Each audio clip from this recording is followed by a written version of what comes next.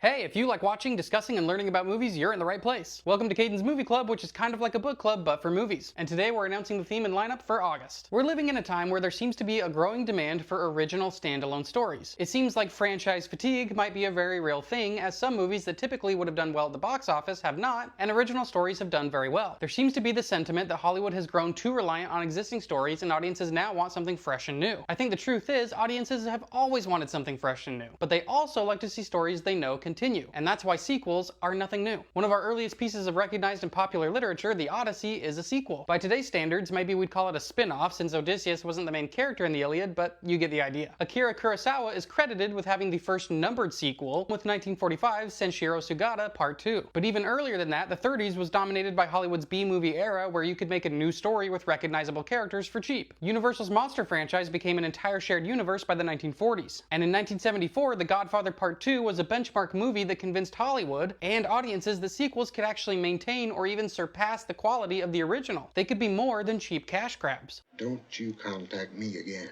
ever. From now on, you deal with Turnbull. You can have my answer now if you like. My offer is this. Nothing.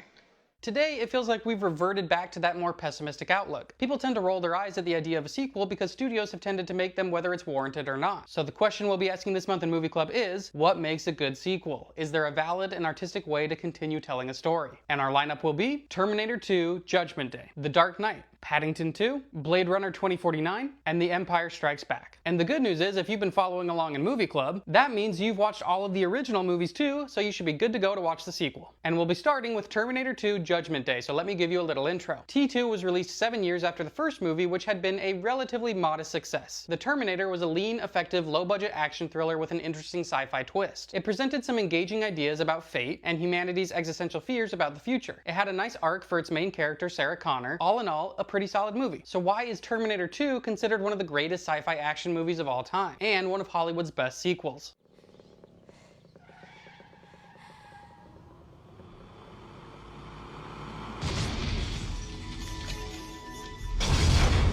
Because it takes all of the good elements that were present in the first movie and ramps it up to 11. The idea of fate versus a predetermined outcome isn't just an idea, it's literally worked into the plot with extremely high stakes. The action is bigger, more inventive, more daring. The fears about the future become fully realized. The special effects and overall visual tone of the movie take a huge leap forward. And Sarah Connor's arc as a character isn't just implied anymore, we see her taken to new and interesting places that allow the audience to engage with the story on a deeper level. So here's some questions to keep in mind while you watch. What aspects make the audience feel like this is something new rather than a retread of the same ideas? How does the story raise stakes and maintain tension when the core premise of the characters being hunted by a Terminator remains the same? How does this movie evolve its themes? What questions does it ask that the first one does not? What do you think this movie is saying about our fears of humanity's self-destruction, about nuclear war, about technology, and about how our choices may affect future outcomes? I hope you're excited about the movie lineup this month. I'd love to hear what you think about the theme and if you're looking forward to any of the movies. And I'll see you back here on Sunday to discuss Terminator 2 Judgment Day. And if you want to stay in the know about Movie Club, you know where to go.